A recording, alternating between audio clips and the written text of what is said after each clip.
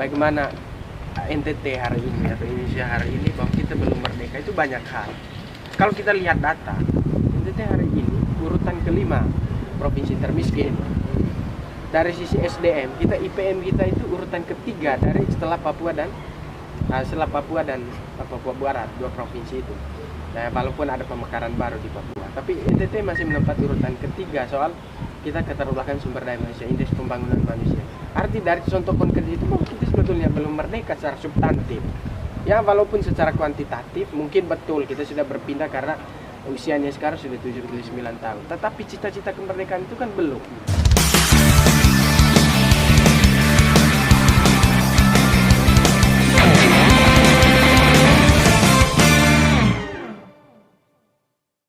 Terima kasih, selamat datang kembali di obrolan mahasiswa akhir. Pada kesempatan ini kita akan membahas terkait dengan kemerdekaan. Jadi hari ini kita kedatangan narasumber, salah satu senior saya di organisasi Gemini Kupang. Saya berkesempatan hari ini kita akan berdiskusi dengan beliau terkait 12 Agustus ulang tahun Indonesia yang ke-79 tahun. Tadi Abang, kita langsung terpoin saja Bang. Kita hari ini berterima kasih kepada Abang hadir undangan kami. Lalu kami ingin bertanya terkait dengan hal-hal terkait kemerdekaan. Bahwa bagaimana menurut Abang terkait merdeka? Apa itu merdeka itu? Menurut Abang sendiri, seperti apa Abang melihat merdeka, terlebih khusus di wilayah NTT ini? Baik, terima kasih sebelumnya. Ini podcastnya Oma ya. Saya tidak tahu ini jilid keberapa. Tapi yang pertama, terima kasih sudah mengundang. Ini orang-orang hebat yang ada di Oma ini, kelompok anak muda yang mencoba mengactionkan pemikirannya. Dan mereka memanfaatkan teknologi hari ini. Jadi biasanya kalau kita di momentum di OKP ataupun di mana saja, kita selalu mengekikan semangat atau spirit kita atau merdeka dulu. Jadi, merdeka. Jadi pas momentum hari kemerdekaan, jadi menarik untuk kita bicara soal ini. Saya terima kasih pertama kali. Lalu kemudian berkait dengan pertanyaannya teman adik saya tadi terkait apa makna kemerdekaan. Kalau secara normatif bahwa merdeka itu berarti kita lepas dari penindasan, lepas dari tekanan atau tidak dibawa bayang-bayang sebuah kekuatan yang besar yang kita anggap itu membuat kita merasa sebagai minority begitu atau sebagai kekuatan yang lemah. Tapi pada konteks ini kemerdekaan, karena kita sudah 79 tahun ya kalau tidak salah. Tahun ini kita merayakan kemerdekaan. Kemerdekaan yang paling penting itu adalah bagaimana kita mampu melakukan segala sesuatu itu hasil dari pemikiran kita, hasil dari originalitas dari niat dan pikiran kita untuk kemudian kita bisa laksanakan. Nah, salah satu bagian dari kemerdekaan itu ya teman-teman bisa buat podcast seperti ini. Ini membangun diskusi, itu juga bagian membangun diskursus, bagian dari wujud kita.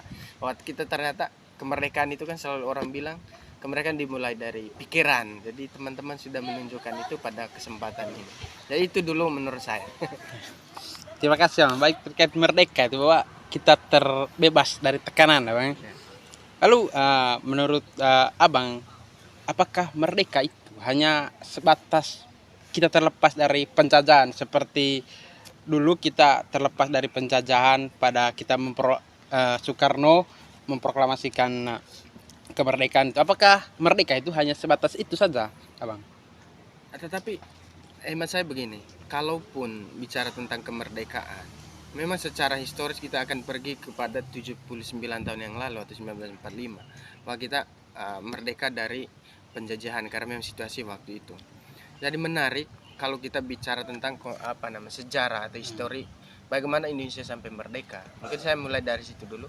Dan kita tahu teman-teman, sering kita di dunia organisasi, dunia kepemudaan selalu diberi sebuah materi biasanya itu tentang sejarah pergerakan mahasiswa atau sejarah gerakan kepemudaan. Itu kan satu rentetan sejarah fase bagaimana pergerakan itu selalu menghiasi perubahan-perubahan sosial. Nah, dalam konteks 1945, apakah kemerdekaan itu hanya lepas dari penjajahan? Bagi saya mungkin secara situasi dan kondisinya betul bahwa kita harus bebas dari penjajahan. Tetapi ada yang lebih substantif daripada itu. Sebetulnya itu soal bagaimana kita bebas dari belenggu kemiskinan, keterbelakangan, kebodohan dan lain sebagainya. Itu yang paling substantif. Nah, kalau kita bicara 1945 dari sejarah gerakan yang sering kita baca, pertama kali muncul semangat kemerdekaan ini kan tumbuh ketika Indonesia masih dalam situasi kolonialisme. Nah, kita tahu di zaman Belanda kita dijajah hampir 350 tahun. Terakhir juga sebelum kemerdekaan Jepang menjajah kita hampir 3,5 tahun lebih sebelum kita memilih jalan untuk merdeka. Jadi menurut saya bahwa yang lebih penting dari kemerdekaan kita itu ada distribusi ekonomi, ada pembangunan sumber daya manusia yang baik, dan juga pemerataan pembangunan untuk Indonesia. Itu menurut saya yang lebih penting dari soal merdeka. Lalu Abang ngomong soal penjajahan seperti yang Abang jelaskan tadi, bahwa memang kita harus terbebas dari belenggu-belenggu seperti kemiskinan tadi. Lalu akhir-akhir ini muncul sudah istilah penjajahan modern. Mungkin Abang bisa sedikit memberikan arahan atau penjelasan kepada kami terkait seperti apa penjajahan modern itu. Lalu bentuk-bentuknya yang terjadi sekarang itu, penjajahan modern itu seperti apa, dan apakah ini sudah menunjukkan kemerdekaan itu atau bagaimana Abang? Ya, menarik kalau kita bicara tentang kolonialisme. Ini kan sebuah sebuah kata yang kemudian sampai hari ini di kelompok-kelompok gerakan, teman-teman mahasiswa, kelompok kritis merasa hari ini kita sebetulnya belum 100% kalau kita bicara tentang kemerdekaan. Nah, saya kembali ke belakang tadi soal bagaimana sebelum saya menjawab pertanyaan konteks hari ini. Jauh sebelum Sambil itu, minum, Abang? kita sambil minum. Yang tertegang. Jauh sebelum itu kita bisa baca karena kita singgung soal sejarah gerakan mahasiswa bahwa kolonialisme Indonesia itu kan sudah jauh hari sudah ada. Itu pertama kali VOC masuk sebuah company atau perusahaan dagangnya Belanda, lalu kemudian menerapkan sistem perdagangannya di Indonesia. Nah, itu menjadi cikal bakal Indonesia juga dikolonialisasi oleh pemerintahan Hindia Belanda waktu itu. Nah, teman-teman, kalau kita bisa membaca ini, kalau dulu konteks kolonialisme itu penjajahan fisik, bahwa ada ekspansi dari sebuah negara ke negara lain. Nah, kita sebut itu sebagai kolonialisme karena ada perpindahan pasukan, tenaga dan lain sebagai peralatan militer untuk mengekspansi sebuah wilayah atau menjadi sebuah wilayah. Nah, tetapi konteks hari ini penjajahan itu sudah berubah, tidak lagi dalam konteks fisik, tapi dalam konteks perubahan sistem kolonialisme yang kita sering sebut sebagai imperialisme. Bagaimana penguasaan sebuah negara melalui kontrol sistem. Nah, itu yang menarik hari ini kita bisa baca semuanya. Tetapi saya tetap menarik bicara dulu soal konteks kolonialisme fisik. Nah, kita lihat banyak sekali pemberontakan era prakemerdekaan itu. Sampai kemudian pada 1908 kita bicara soal dibentuknya sebuah organisasi kepemudaan.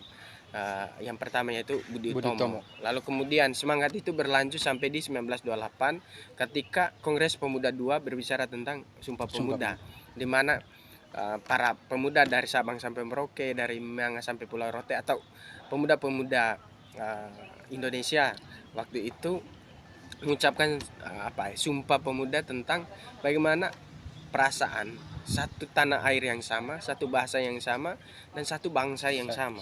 Nah, ini adalah sebuah semangat awal bagaimana Indonesia bisa mencapai kemerdekaan. Sehingga pada 1945 kita lihat Bung Karno dan Bung Hatta dengan gagah perkasa mengucapkan proklamasi kemerdekaan. Dan kita merasa bahwa itu adalah bagian satu kesatuan dari sejarah kemerdekaan kita. Nah, kalau kita lihat 1945 itu secara kuantitatif bahwa betul kita berpindah dari rezim kolonialisme ke sistem kemerdekaan kita, rezim kemerdekaan. Tapi sebetulnya ada hal-hal substantif yang sebetulnya masih transisi dalam pengertian bahwa dia tetap masuk praktek kita bernegara, praktek kita bersosial itu praktek-praktek kolonial. Sehingga pertanyaan apakah hari ini ada konteks kemerdekaan atau kolonialisme era baru? Nah, betul, karena memang kita tidak pernah selesai dengan sistem penjajahan itu yang masih melekat dengan praktek-praktek sosial kita, baik dalam kehidupan sosial, berbangsa maupun bernegara. Bahkan yang lebih tragis itu masuk dalam sistem pendidikan kita hari ini. Nah, itu yang menjadi menarik kita bicarakan hari ini, bahwa betul ada konteks penjajahan modern, betul itu yang kita sering sebut sebagai imperialisme. Secara ideologi kita bicara itu. Lalu contoh-contoh sederhananya Bang yang mungkin ada di masyarakat seputaran NTT lah. Janganlah omong NTT atau omong di Kupang ataupun di Manggarai mungkin.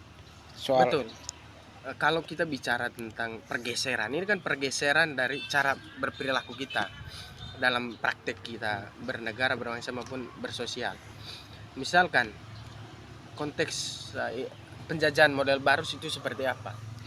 Kalau kita bicara tentang substansi, oke, saya kembali ke soal Pancasila, karena kita tidak bisa lepas dari soal posisi Pancasila kalau kita bicara tentang kemerdekaan Indonesia.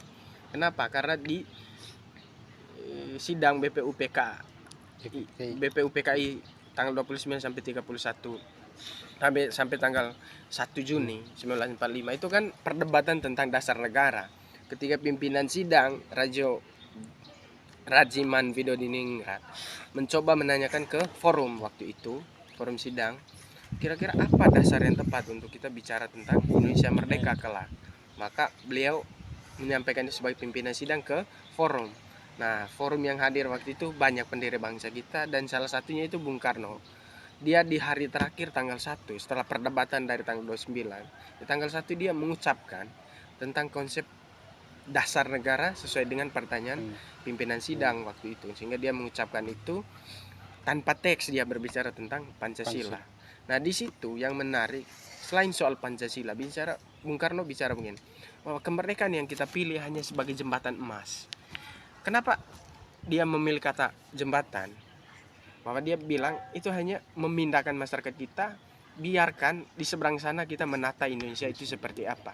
Kenapa? Karena situasi waktu itu, konteks kemerdekaan kita itu sangat cepat. Bagaimana mungkin setelah perubahan geopolitik dunia, bagaimana Jepang menyerah terhadap sekutu pada konflik Perang Dunia Kedua kalau tidak salah waktu itu, bagaimana Jepang menyerah terhadap sekutu persis di tanggal 6 dan 9 Agustus. Sehingga terjadi kekosongan kekuasaan Indonesia waktu itu. Lalu kemudian situasi ini kan dimanfaatkan oleh kelompok pergerakan, terus kelompok muda waktu itu. Bahkan sebelum 17 Agustus ada peristiwa Rengas Dengklok. Nah, itulah peristiwa bagaimana orang muda juga terlibat dalam pergerakan kemerdekaan Indonesia. Dan situasi ini kan sangat cepat berpindahnya.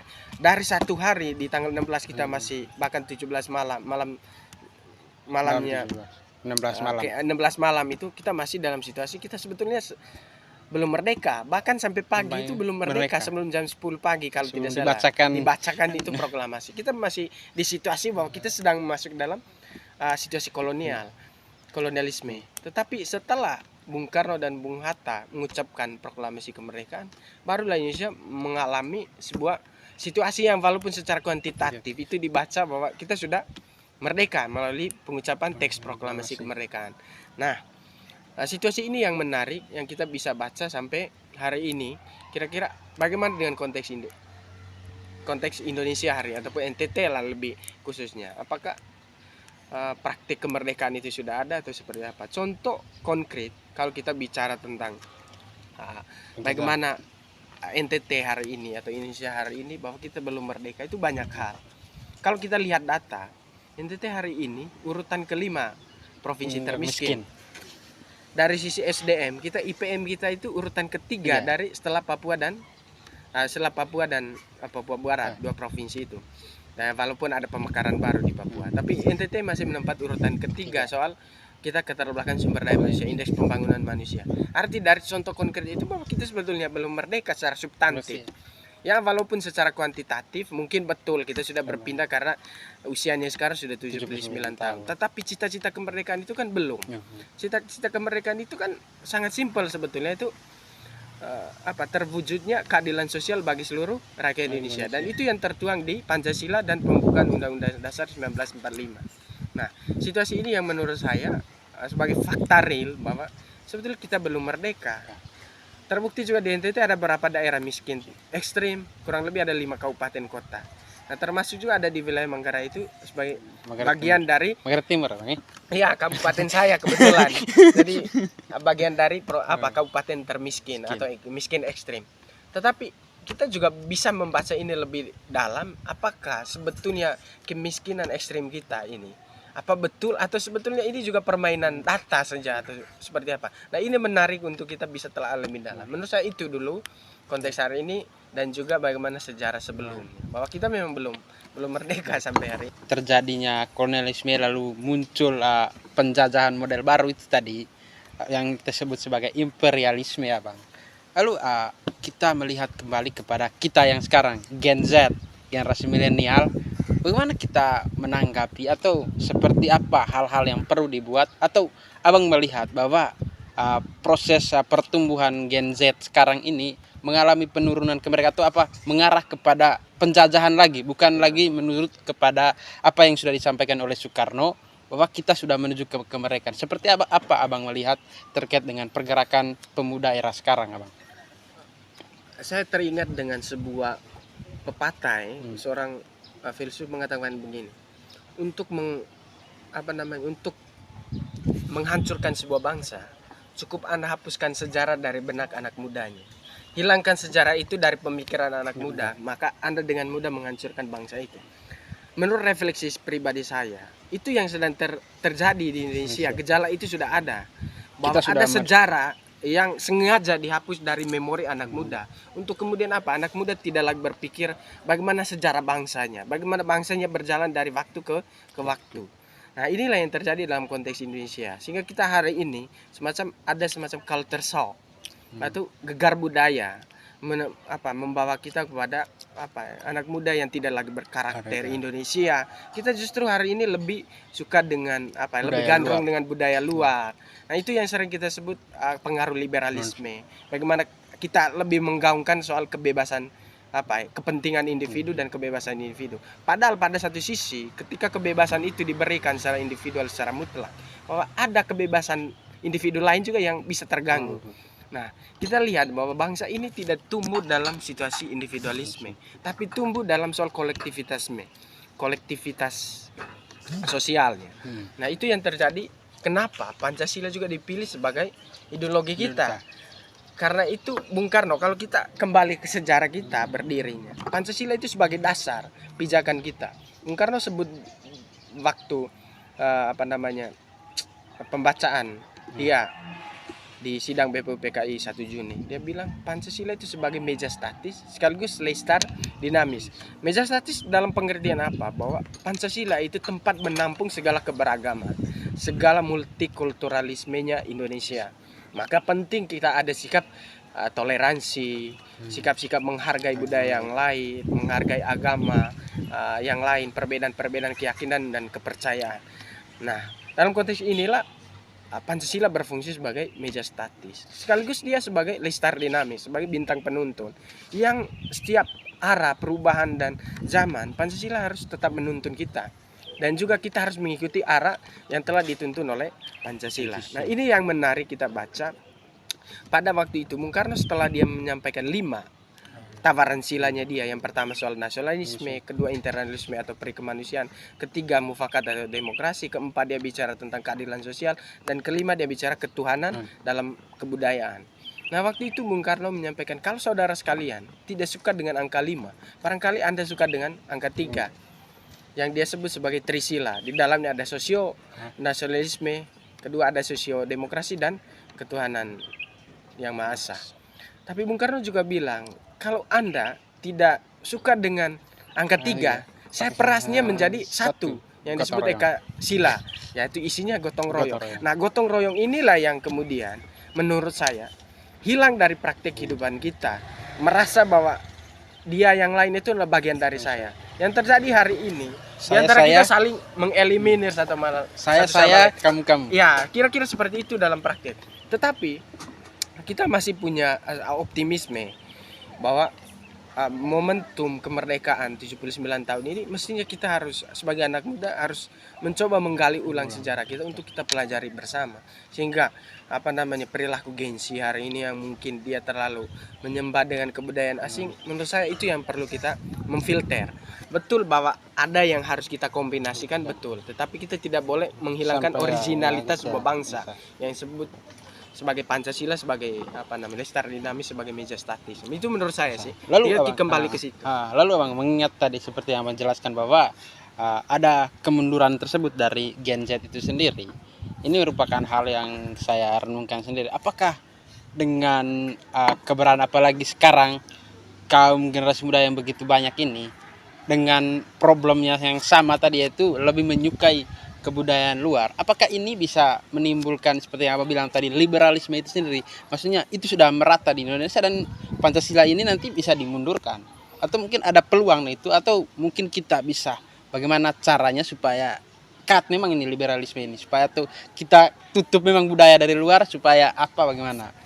Betul sekali. Itu pertanyaan yang sangat kontekstual. Bagaimana soal posisi anak muda hari ini. Dan hari ini kan milenial, Gen Z itu kan sedang menjadi kosakata yang seksi, kalau dalam tanda kutip seksi sekali. Apalagi di momentum tahun ini kita masih situasi politik ini. Posisi anak muda itu kan sangat menarik di mata politisi, di partai politik. Apalagi kemarin di pemilu sudah selesai, lalu kemudian sekarang pilkada. Ini kan menarik posisi anak muda, kemudian apakah bisa dimanfaatkan untuk mendulang suara dan lain sebagainya. Tapi berkaitan dengan pertanyaan, apakah liberalisme itu harus kita hilangkan atau bagi saya, ketika self reliance kita sudah ada atau ketahanan diri itu sudah ada, dengan kemampuan atau kekuatan kultur kita yang menghargai sesama. Nah, praksis hari ini kalau kita lihat, jarang sekali kan orang muda, kadang juga memang ini perdebatannya status quo sih. Wah, kita budaya menghargai yang lebih tua itu kan hari ini susah sekali kalau kita lihat dan banyak keluhan dari generasi tua sebetulnya, bahkan di generasi muda, antara yang tua dan muda, di antara mereka usianya itu merasa adik-adik yang baru datang kayak tidak menghargai kita sekarang.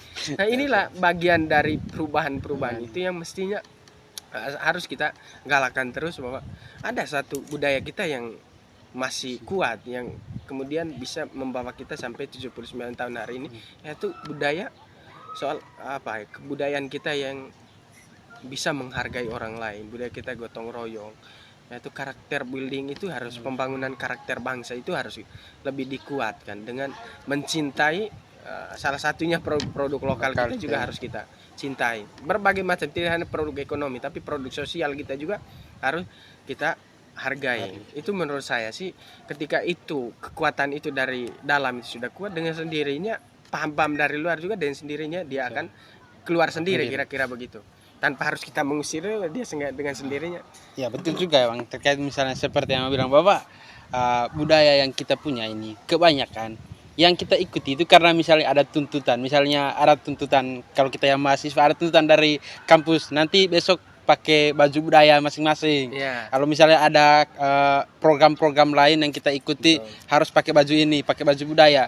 Tapi untuk kesadaran dari diri sendiri itu sudah hilang, bahwa kita lebih suka yang pakaian santai seperti orang barat, lalu mengikuti gaya seperti yang bilang tadi, tidak menghargai orang tua, orang yang lebih tua. Bahwa sebenarnya itu hal sepele, tapi ketika kita menelusuri lebih dalam, bahwa itu sudah tidak menunjukkan identitas Indonesia itu sendiri.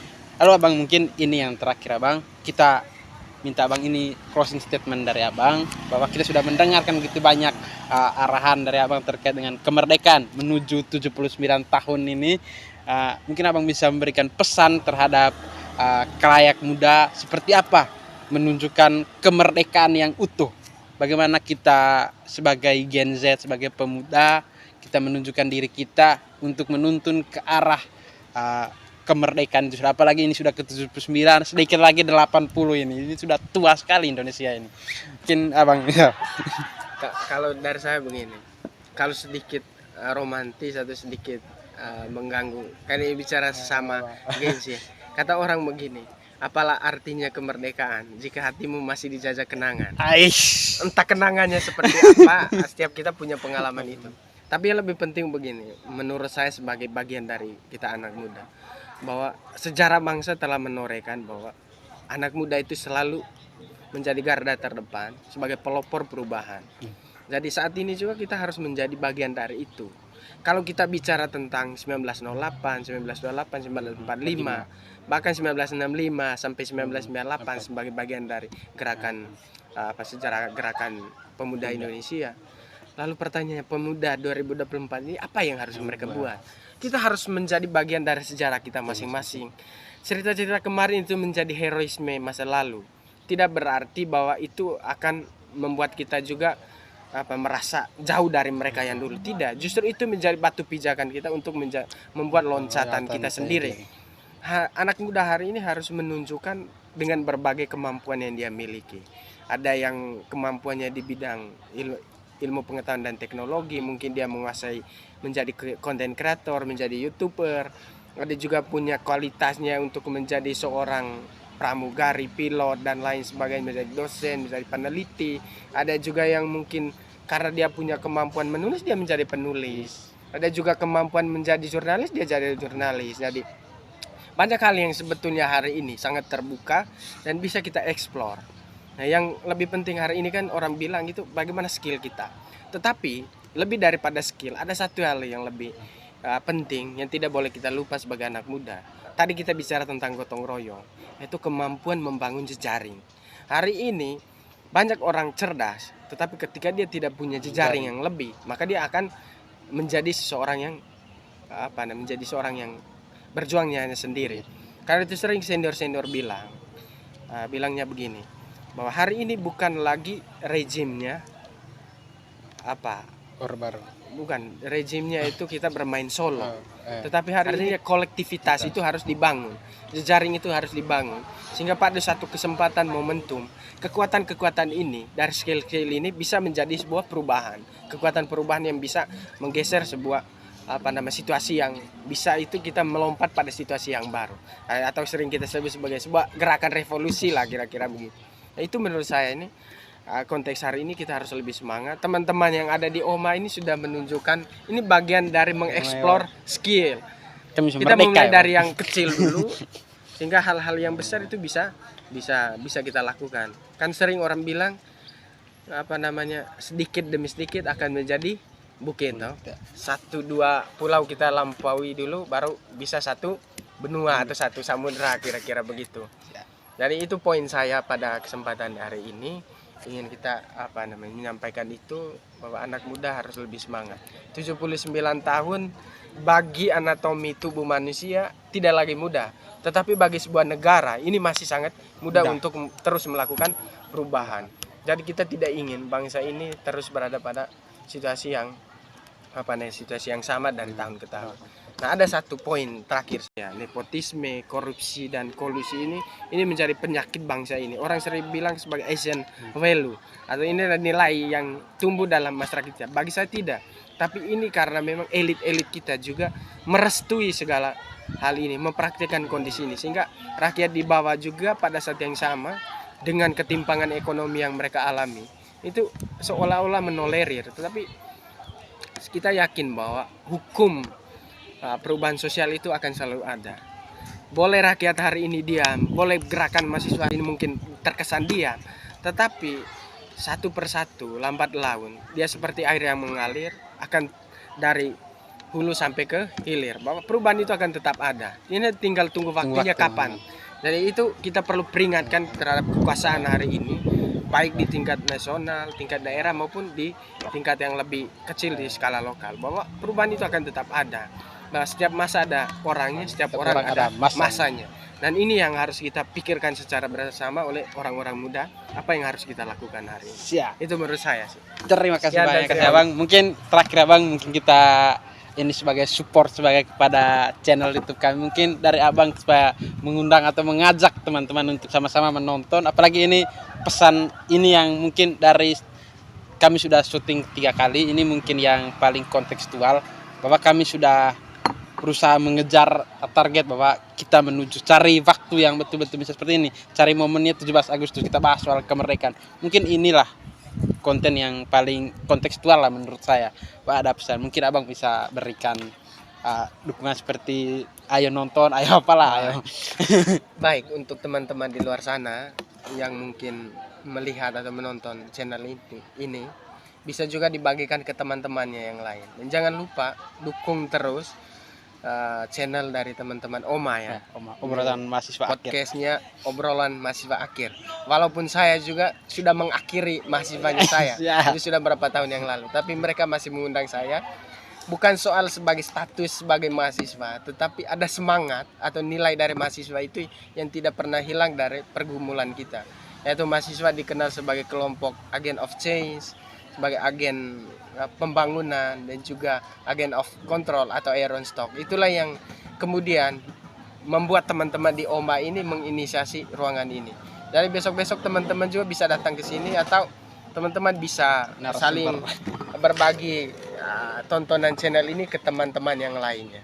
Bahwa betul orang muda hari ini sebagai pemiliknya NKRI karena kita mayoritas hari ini secara demografi teman-teman. Tetapi kalau kita sesama kita tidak saling support tidak baik juga. Karena itu tadi momen sekarang anak muda harus saling mensupport satu sama lainnya. Ini adalah ruang kita untuk saling gotong royong. Kita hidupkan kembali Pancasila sebagai semangatnya dan juga gotong royong sebagai sebuah kekuatan sosial kita. Karena apapun kondisinya dengan gotong royong kita semua persoalan itu bisa diselesaikan. Bahkan dengan gotong royong pun persoalan cinta pun bisa diselesaikan. Saya lihat ini hostnya ini sedang dalam situasi galau sebetulnya. Atau bisa jadi seperti itu. Tapi apapun jalannya tetap datang ke Oma sebagai solusinya. Di sini ada kopi yang sudah disediakan dan juga ada ini ada ubi yang sudah direbus dan juga digoreng. Jadi menjadi dari ubi rebus menjadi ubi goreng kira-kira begitu. Jadi dari Oma untuk Indonesia yang lebih baik dan Indonesia yang lebih merdeka. Merdeka.